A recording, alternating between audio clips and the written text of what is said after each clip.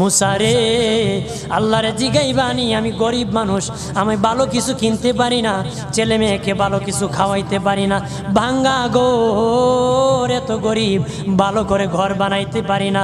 আল্লাহরে জিগাইবানি কি করলে আমার উন্নতি হবে, ধনী হব, টাকা পয়সা হবে। আল্লাহরে জিগাইবানি। আল্লাহ মুসা নবী কই ঠিক আছে, আল্লাহরে জিগাইব তুমি কেমনে ধনী হইবা।